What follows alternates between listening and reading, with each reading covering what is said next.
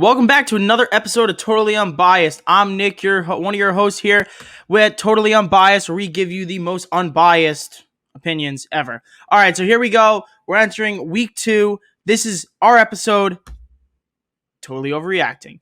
And joining me, as always, one of my hosts, Andrew, and actually co-hosting this show with us, we have a special co-host, as Aiden was not able to be in today. A good friend of ours, a good friend of yours. Ryan's back for another video. How are we doing today, guys? Doing pretty good. I'm ready to get into these takes and analysis.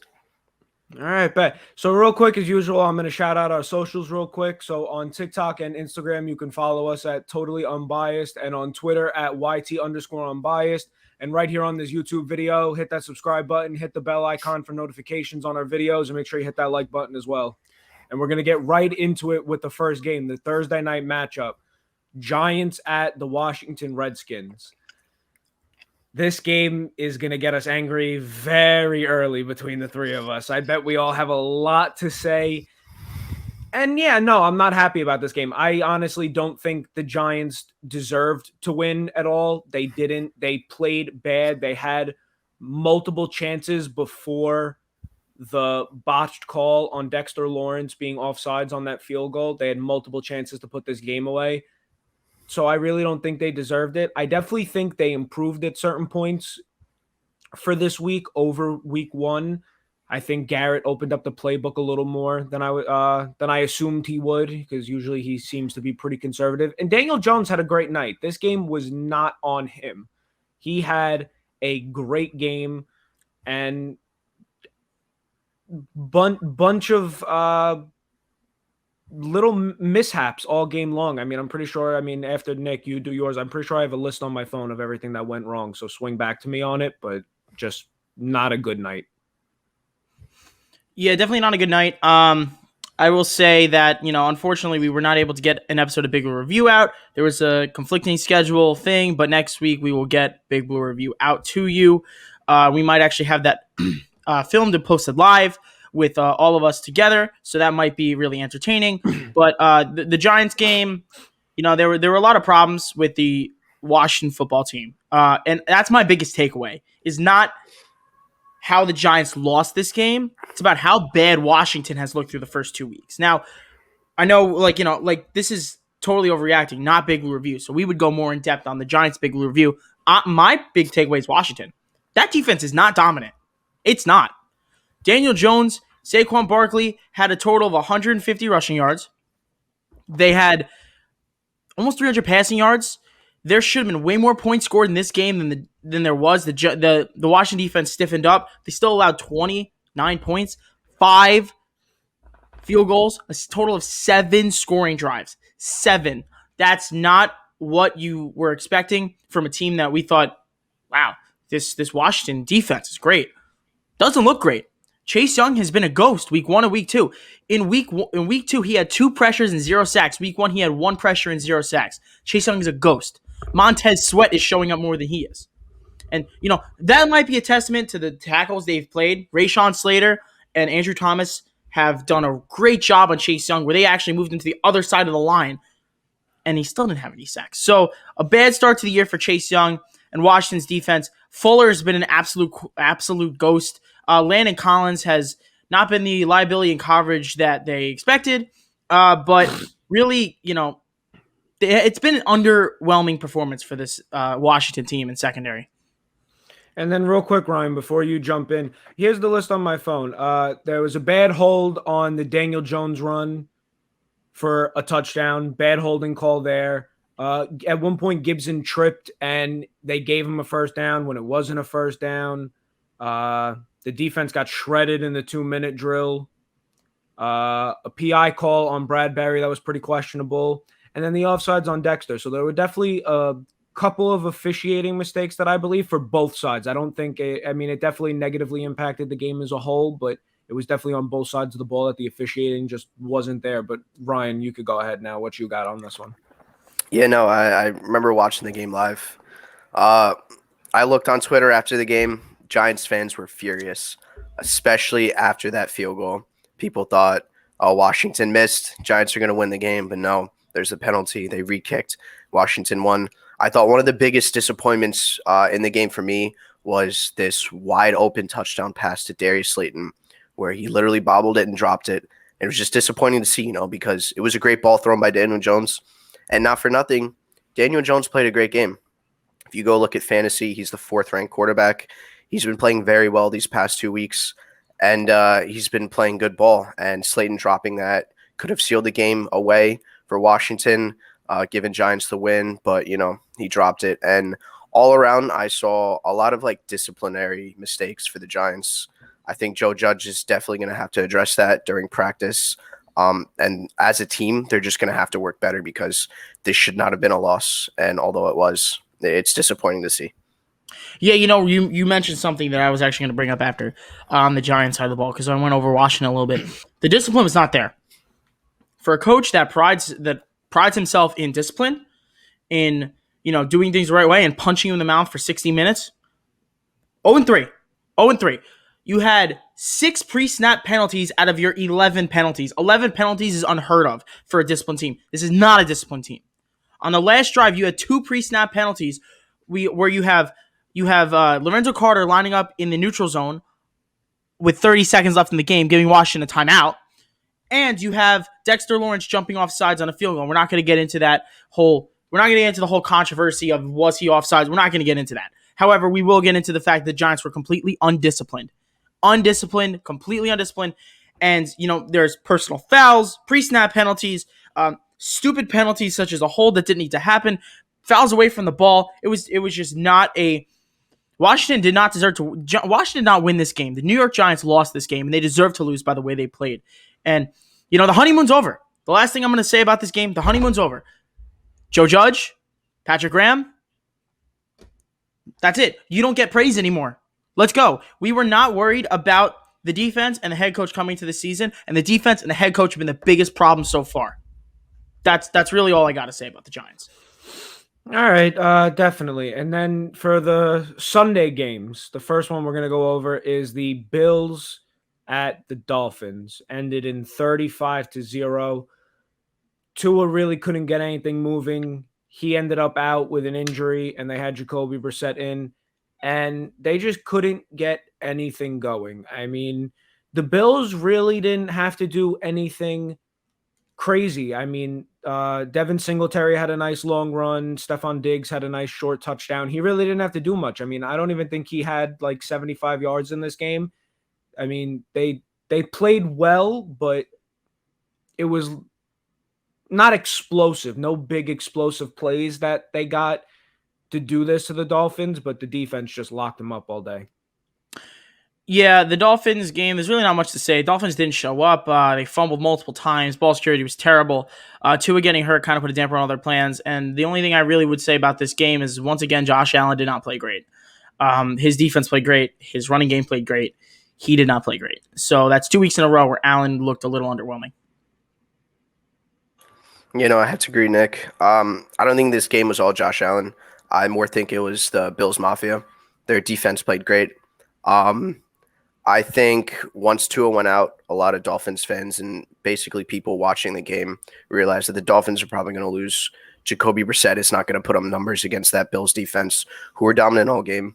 So, yeah, it was a shutout, obviously.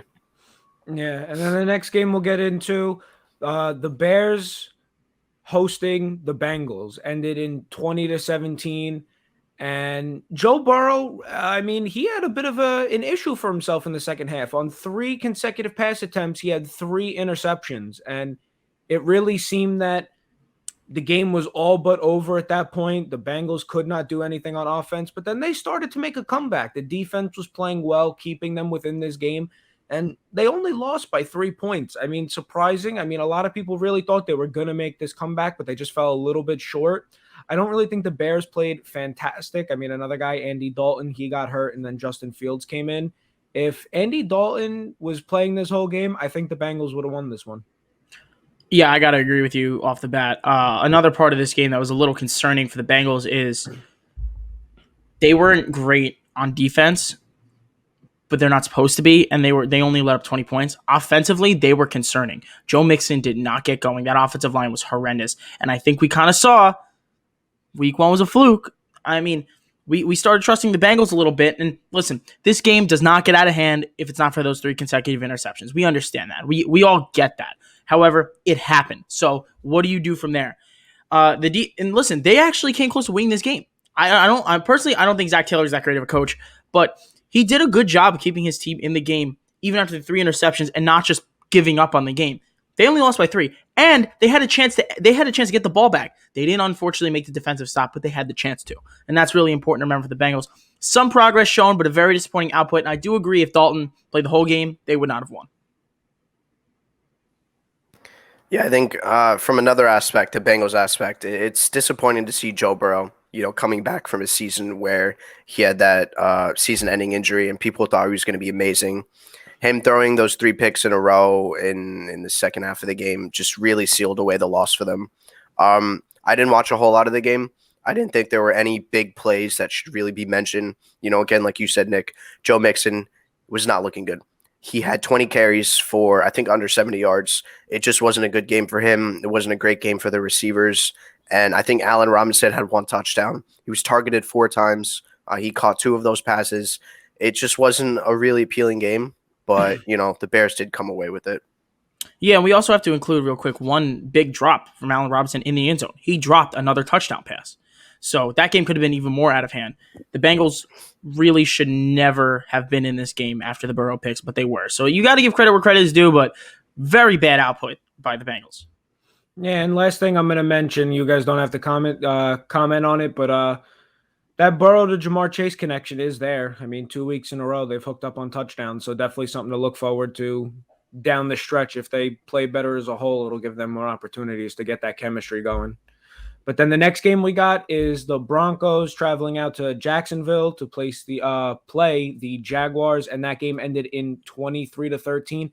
And I'll be honest, I watched Red Zone all day yesterday. I really didn't see much about this game. I know Trevor Lawrence, once again, had an interception. I believe he might have had 2. And it kind of makes you worry because he's not no one expected him to play flawless out the gate, but the amount of interceptions he's thrown is a bit concerning to me. I mean, the Broncos defense really did look good against the Giants week 1, but I think any defense will look good against the Giants. So it's definitely something to keep an eye on. I think they got to get it together, and they got to do something. I mean, Nick, I want to see if you could explain this part to me. Or Ryan, you too. I don't understand what their run game is. Week 1, they had an obsession with Carlos Hyde, and this week they really didn't have an obsession with anybody. It was just kind of like they didn't want to run the ball, period. Yeah, so part of it is game flow, and you got to consider the week 1 they went down big. Week 2 they were never even that close. But realistically, you want to talk about this? The fact of the matter is, Urban Meyer's not running the ball, period. It doesn't matter, game flow, whatever. Urban Meyer has shown a complete disregard for the run game. And it's concerning. It is. Because, not for nothing, you look at the Steelers, you cannot continue to win games by only passing the ball. You can't. And you're going to kill this quarterback with a subpar offensive line, and you're throwing it 50 times a game. That's a problem. And Urban Meyer has done a horrible job so far. Horrible. There's actually not one good thing I would say that Urban Meyer has done. Yeah, no, I definitely agree. Especially with the rookie quarterback, Trevor Lawrence in general. He's a fantastic quarterback. His college years were amazing. He just wins a lot. But throwing a rookie quarterback into the mix like this without giving him that balance between the pass-run game is just not good. His past 2 games, he has 5 picks. He's not a terrible player, but I think the team around him is not supporting the fact that he could be playing better, and Urban Myers is not doing a good job of that. Week 1, James Robinson had 5 carries. Like, that's awful. Week 2, he had 11 carries. Obviously, he doubled his numbers, but with the dual threat talent like James Robinson, you're not utilizing him to the full extent that you can, and the Jaguars are just going to continue to lose, and they're just not going to play well. Yeah, definitely. And then for another game on Sunday, the Browns versus the Texans ended in 31-21 Browns. And before Tyrod Taylor got hurt, this Texans team looked good again going into week 2. I think most people this year had them being the worst team in football without Deshaun Watson. And when Tyrod Taylor comes back, do we have to put this team on the map? Do we have to give them credit where credit is due? Because they kept this game close all the way with Tyrod Taylor, and then they kind of, once they had the backup come in, that's where they really kind of struggled. But they kept it close. It wasn't really any sort of blowout. And then for the Browns, one thing that concerns me, I mean, Nick, you brought it up last night, and I want to hear more about it. Nick Chubb's volume is concerning because Kareem Hunt played a lot of downs yesterday, and if Chubb doesn't have that touchdown, he really doesn't put up a good amount of value to the team, rushing for 60 yards in a week. Yeah, well, that's more about fantasy, and I think they're really happy about the balance, and I think the balance works fine for the Browns. The concerning part about the Browns isn't the run game at all. It's their defense. The defense did not show up again. Clowney's a ghost. Were you surprised? He had 0 sacks last year. Clowney's not good. Myles Garrett is being double teamed, and Myles Garrett's a disruptor, period. Okay, we know how good he is. Little bit concerned. Not great play from Denzel Ward. Greedy Williams has been okay. Grant Delpit had a big hit yesterday, but he hasn't done anything. These linebackers as well, not showing up. And I'm not going to lie to you, I'm not surprised. This Browns defense is not being schemed very well, and I don't think the players are making plays. They need playmakers, not people. They need playmakers, and they thought they got some. Well, they need to start making plays in order for them to be this top-tier defense if they want to win against real teams. And, you go back to the Texans, I don't think they're anything. I really don't. However, this team is playing for Tyrod Taylor, and they're well coached so far. The only thing I would say is if the Texans decided, hey, and I think I could see this happening if it's week 6, right? They're 3-3, they're 3-4, and they beat a couple decent teams, and they could sit there and say, listen, we actually might have a shot at this. Do we start Watson? Because if you do start Watson, I guarantee you this team automatically goes from a bottom 5 team into the realm of the 20s. So it's interesting to think about. I don't see Watson ever playing, but if Watson was playing, I am curious what this team would be. Yeah, that's a really good point. It was 31-21, and you have to think maybe if Watson played that game, would the Texans come back? Would they beat the Browns? I also like to mention the chemistry that Tyrod Taylor and Brandon Cooks have. I think, despite Brandon Cooks being on about 50 different NFL teams in his career, he's been playing very well. Both times, week 1, he put up over 100 yards. Week 2, he had 78 yards and a touchdown. He's being targeted a lot, and the Texans are making it clear that Brandon Cooks is their guy. Tyrod Taylor loves throwing to Brandon Cooks, and I think from a fantasy aspect, going forward, Brandon Cooks could be putting up decent numbers for this offense. Yeah, definitely. And then next game we got going, Rams versus Colts. Rams won 27-24. And real quick, to just give a quick recap on this game, Cooper Kupp had a fantastic game, had 160 plus yards, 2 touchdowns. He played very well. And Carson Wentz didn't look awful to me, if that makes any sense. He showed glimpses of what he was praised for in Philly before his time there. I mean, he was, I don't know. I personally think the Colts should have won this game because I really didn't expect Cooper Kupp to have as big of a day as he did.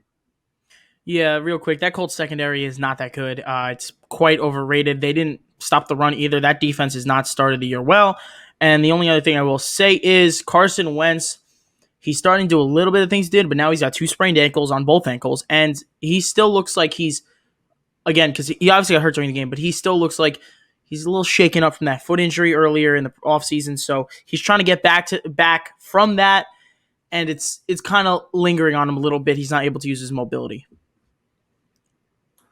Yeah, I think as for the game, the Rams were in control the entire game. The Colts had 24 points. It was a close game points-wise, but during the first half, Matt Stafford and his offense was dominant. The defense played very well. First quarter, they kept him to 0 points. Second quarter, they kept him to 2 field goals. And then in the second half, they scored points, but I just don't see Carson Wentz doing anything flashy with this team. Nick talked about the injuries. I think that's probably going to limit his full potential going forward. But as for the Rams, the Matt Stafford to Cooper Kupp connection is clearly there. He has so many weapons. He has Robert Woods. He has Darrell Henderson. He has Sony Michel. And he loves throwing to his tight ends like Tyler Higbee. I think Stafford is very comfortable in this offense, and going forward, they're going to be pretty dominant. Yeah, definitely. And then last game we got that I'm going to be previewing for you guys. You got the Raiders versus the Steelers. Raiders won this game 26-17. And I want to kind of focus on Najee. He definitely improved from week one. I mean, he definitely had almost all of the snaps at running back. And he did pretty well. He had a touchdown. He was able to make defenders miss. He definitely bodied some defenders that we saw. He had a nice stiff arm. And for the Raiders, they definitely showed up. I mean, Derek Carr really seems to be playing well. But I really don't have much more for this game because I didn't watch it fully. I kind of just skimmed through highlights. So what do you guys got for this one? This game really is about Ben Roethlisberger stinking. Ben Roethlisberger stinks. Derek Carr is better quarterback than a lot of people give him credit for. That's really all I got to say. Yeah, I agree. Derek Carr is talented, and past 2 weeks we've seen that he beat the Steelers. He beat the Steelers, but week one he beat the Ravens in overtime. He is more talented than people think, and he's able to win these games in these high-pressure scenarios. Quickly, I want to talk about Najee Harris. I think he's great. His ability to be a dual-threat running back was really seen in week two, where he was given a lot of snaps. I think he had around 12 rushing attempts. But on the other side of the ball for carries and being past the ball, which is where he had his touchdown, he's also being very explosive in that area as well. Yeah, so that's really the Steelers. The Steelers have looked weird through 2 weeks. Offensively, they've not looked great. But let's kind of get into some of the other games here. We're going to run through a couple of these games. 49ers 17, Eagles 11. The Eagles were at home. The Eagles offense had a lot of big plays. They never cashed in on any of them, really. They had a 91-yard touchdown that didn't turn, 91-yard pass didn't turn into a touchdown. And there was a deep ball to Jalen Reagor where he stepped out of bounds, got an illegal touching penalty, and completely killed a drive. Not good. 49ers, they didn't look great on offense. They didn't look great on defense. They let up big plays, but they stiffened when needed. Little bit of an uneven performance from them. The Buccaneers and the Falcons. The Buccaneers pulled away from this one, but the Falcons kind of had a pretty big comeback. Not win, but they had a pretty big comeback at one point. It was 28-7, and it got to 28-25. And the Falcons did a great job trying to come back. Unfortunately, it fell short as Matt Ryan once again gets no help, and he throws 2 pick sixes at the end of the game. Another 14 points. Big performances in this game from Rob Gronkowski in his last 3 games, including the Super Bowl. Rob Gronkowski has 6 touchdowns. Chris Godwin continues to impress. Mike Evans showed up this week. Antonio Brown did not. And the Falcons, Calvin Ridley got going a little bit. That run game still has nothing, and that offensive line is terrible. And Patriots 25, Jets 6. We're going to get into the other games a little more in depth. These are kind of just some run-throughs. The Patriots looked solid on offense. Jets defense is actually not that bad, surprisingly. They have no corners, but it's not that bad. The Patriots didn't really drive the ball down the field too much. James White had a big game. Damian Harris had a big game. Zach Wilson did not. Zach Wilson, 4 interceptions. He looked horrendous. Not a good game for him. Not a good game for the Jets. Didn't really show up. But let's get into, I want to hear you guys talk about, well, first we're going to talk about this. There was one blowout, and then we got, I think, 4 great games to talk about. The blowout was Saints 7, Panthers 26. Alvin Kamara leads the Saints offense with 30 yards from scrimmage. The Panthers, Sam Darnold looked almost flawless outside of one very Jet play. You can leave the Jets, but the Jet will never leave you. Sam Darnold, unfortunately, for the Jets, is playing outstanding. DJ Moore looks like he's got a great connection with Darnold. Christian McCaffrey's out to his old self, and the Panthers defense looks pretty good. So that's my takeaway from this game. Yeah, and the Saints, they really just they flopped. Jameis just did not look how he did week one. He looked the total opposite. He looked his old self. He looked like the old Jameis that we all expected. We didn't realize that week one he was even going to do that. So I mean, and he missed Alvin Kamara on some checkdowns. I really believe Alvin Kamara could have had a bigger role in this game because I feel like Jameis was trying to replicate week one and he was trying to get that ball down the field, down the field. He had very tunnel vision for the whole game. And you are right. The Panthers did look pretty great. I mean, obviously they have Christian McCaffrey. Sam Darnold is playing well, which probably sucks if you're a Jet fan. And as a whole, they look good, but I expect the Saints to bounce back from here. I don't think they're going to continue to flop like this. It's just a little surprising that after such a performance that they had, that the momentum is just totally not in their favor at the moment. Yeah, I agree. I think it's a problem when week one the Saints completely shut out the Packers and Winston throws 5 touchdowns. You know, everyone on that offense is eating, even Kamara. And then week two, they go down to this team. They essentially play like the Packers week two. And I think it's a huge problem. You know, their only touchdown was a rushing touchdown from Jameis. Kamara had like 8 attempts for 5 yards. It was just a very bad day. No one showed up in that offense, and their defense wasn't looking very good either. I really like the Sam Darnold to DJ Moore connection. I think going forward, it's going to be something really nice to look at. And McCaffrey's looking great. So that's basically all I have to say about the game. Yeah, no, I definitely see what you guys are saying there. And yeah, the DJ Moore Darnold connection. We really thought it'd be Anderson and Darnold. It's DJ Moore and Darnold. It looks great. But let's move on to this was my opinion. One of the most fun but most unwatchable games of the day. Cowboys take down the Chargers 20-17, and the flags in this game. Oh my goodness! Like, listen, I understand. There's calls that need to be made. I understand, but sometimes you gotta let the guys play. And it felt like in this Cowboys-Charger game, they were not letting them play. Now the Chargers were completely undisciplined. There were 3 separate occasions where Justin Herbert threw a touchdown pass and it was called back for a penalty. 3 separate occasions, and one of them was a 60-yard bomb. So that's a problem, number one. The Chargers defense looked pretty solid, actually, number 2, and they limited Asante Samuel Jr. is a guy a lot of people thought the Cowboys should have picked their second-round pick, and the Chargers ended up getting him. He locked down Amari Cooper. Amari Cooper did not play well in this game. I believe he only had around 27 to 30 yards. He did not play well. He only had around 2 to 3 catches. And Asante Samuel Jr. played some good ball. Chris Harris Jr. played some good ball. I mean, the Chargers, they showed up. Unfortunately, their offense did not. Their offense did not show up. This is once again another game with undisciplined football. And the Chargers let it happen to them in a similar way the Giants did. You lose points on penalties, you're not getting those points back. Yeah, definitely. I mean, Amari Cooper did get locked down this game. And another point of that Dallas offense, because I really think they could have put up more points or won this game by more since the Chargers were pretty undisciplined on offense. Tony Pollard looks to be your guy. Zeke just, in 2 weeks, he does not have what everyone thinks he has. Pollard is explosive. He's getting yards. He's able to beat the defense. And Zeke isn't. Zeke looks slow. He looks lethargic. He doesn't that like spark that a running back. Yeah, that spark to be a top 5. To be a top 5, top 10 running back. He doesn't have it. And that's one thing I think that the coaching staff needs to realize, because if you got one guy who's shredding a defense and one guy who can't get a yard on a play consistently, you kind of got to look at that and say, all right, maybe this guy should be our starter from here on out, or this guy should be getting a brunt of the snaps because he's playing well. And he is. I mean, Zeke didn't do awful this week. I think he improved from week 1, but still, for the money he's being paid, he's definitely not performing to the numbers you'd want to see. Yeah, I agree. These penalties, there were 20 penalties in this game total. And that's just crazy to think about. You know, Herbert was playing good. I think that these penalties definitely obviously affected them. They lost.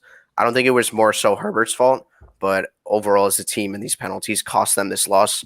I thought another great aspect was CeeDee Lamb. You know, the Dak Prescott to CeeDee Lamb connection is definitely it's reinstated, and it's only getting stronger. He had about 9 targets, 81 yards, which is a good day for CeeDee Lamb. Week 1, he put up a touchdown. I think going forward, this connection is going to be a bit stronger than the Amari Cooper connection. And like Nick was saying, Amari Cooper got locked down.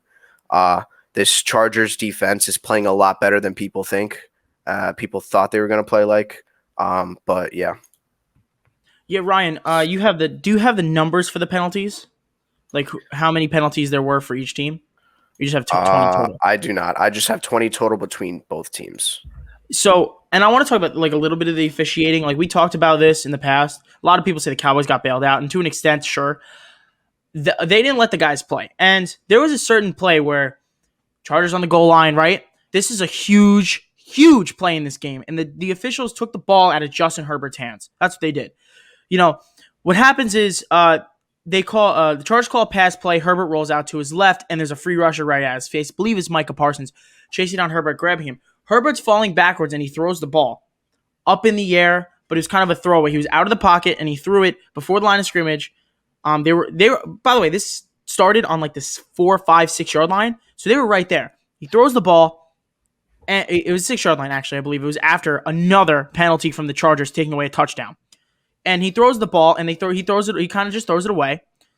But the officials felt the need to call him down when he tried to throw the ball, when he's stiff-arming a defender and trying to throw the ball away. That's something where I'm like, really? You should not choose the outcome of the game as an official. You should have no bearing on the outcome of a football game. And personally, I believe he had a huge bearing. 1st and goal from the 6. From the 6. It immediately became 2nd and goal from the 17. What is that? I don't know. That official got himself too involved in the game, and it was very unfortunate. But let's not take up too much more time. Let's keep it rolling. Cardinals 34, Vikings 33. Kyler Murray looks like he's a sure MVP shoo-in already. Like this guy looks great. To me, he looks like Sonic the Hedgehog. He's just flying all over the place. He's great, playing really, really good.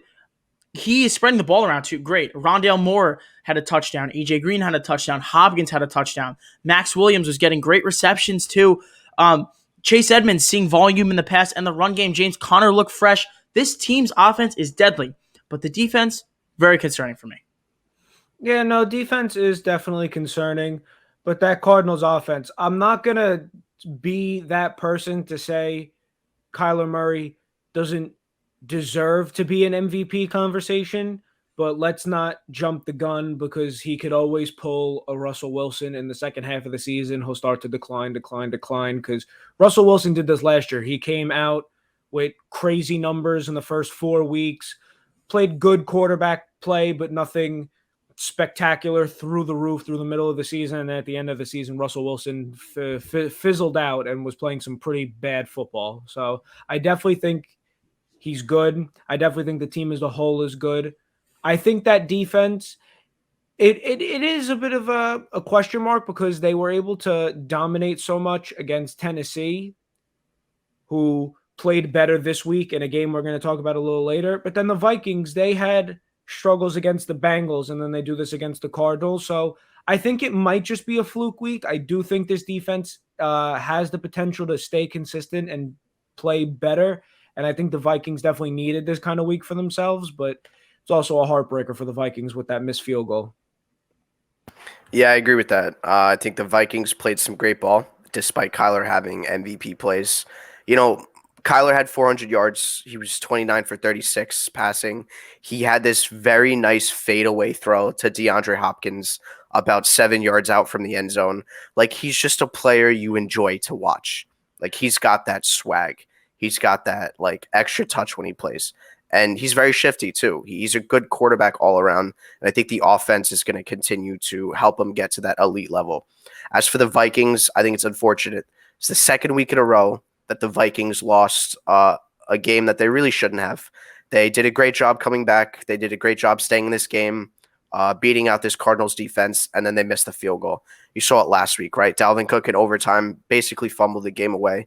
It's just these little things where if the Vikings nail it and get it down, they realistically should be 2-0. But it's just disappointing to see. But I thought it was a good game all around. There were obviously some problems on each side. Cardinals defense was not playing as well as it should, especially with the new additions like J.J. Watt. And I just thought it was a good game, though. Yeah, I don't think the Cardinals defense is any good. I disagree with both of you. The Cardinals defense stinks. They have no secondary at all besides Buda Baker. And the fact of the matter is, it was covered up in week 1 by a very, very bad Titans performance. I mean, the Titans didn't show up in their game until the second half, which we're about to get to.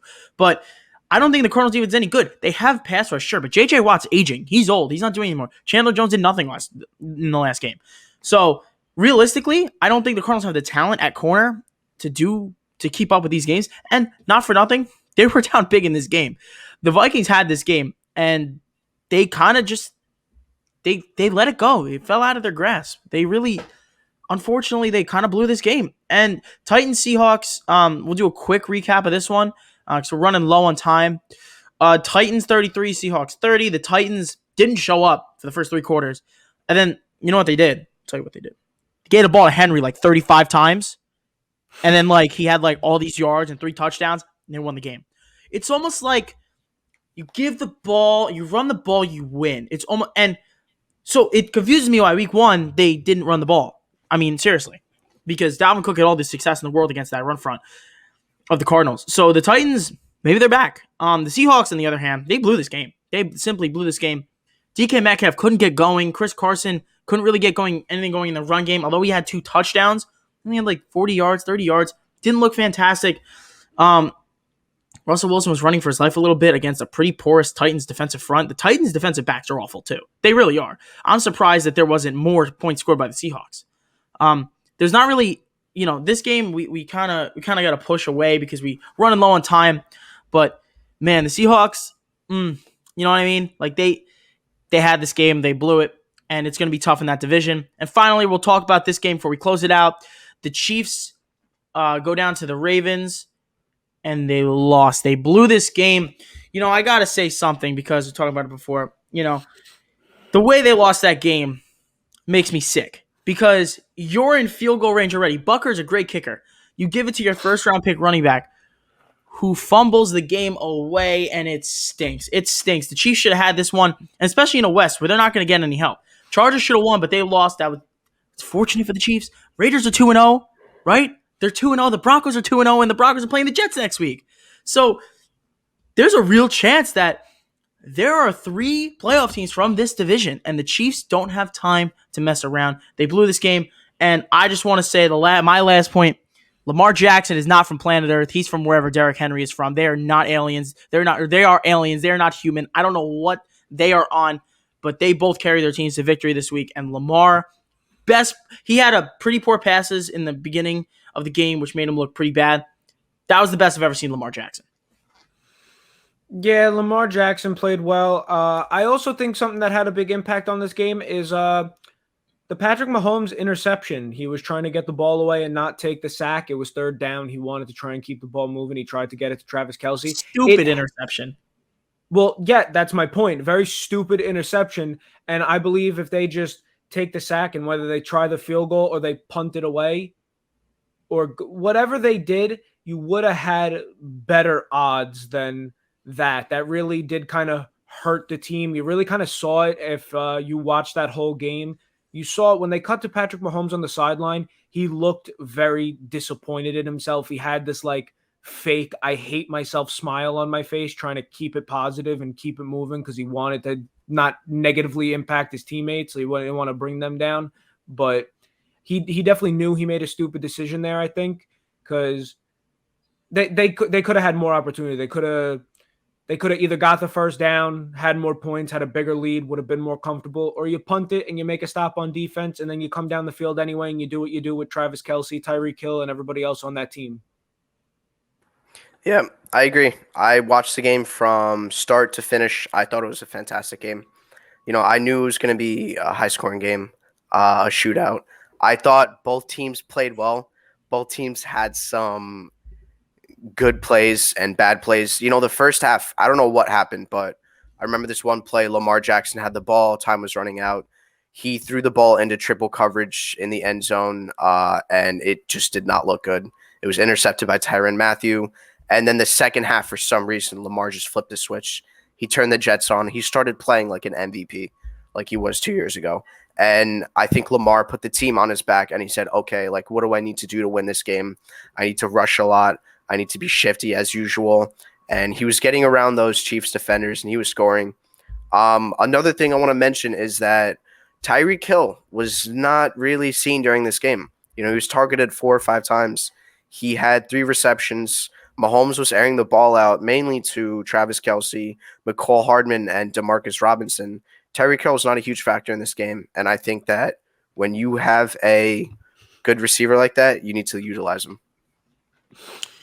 Yeah, that's part of the reason. The Ravens did a good job on him. They do have good corners. The Ravens do have good corners, in all fairness. But yeah, so it's but that's really all we have to say. This has been Totally Unbiased once again. Thank you guys for watching. We really appreciate it. Once again, check out our video schedule. We got videos going all through the week. Today was Totally Overreacting. Tomorrow we have the fantasy side. We talked about what happened over the weekend. Also, we will be recording tomorrow night, but it will be coming out Wednesday, our first episode of Fan Fight. If you want to be on Fan Fight, all you got to do is send us a direct message, send us an email, send us a text, figure out a way to contact us. You can always go through our socials. We would love to have fans of every team on our show. And Thursday, we're going to be going over once again who wins, who loses, and we'll be previewing Thursday Night Football. Friday, we'll have another special guest on Fantasy Friday. We're going to talk all the starts and sits, boom and bust, everything we need for this weekend.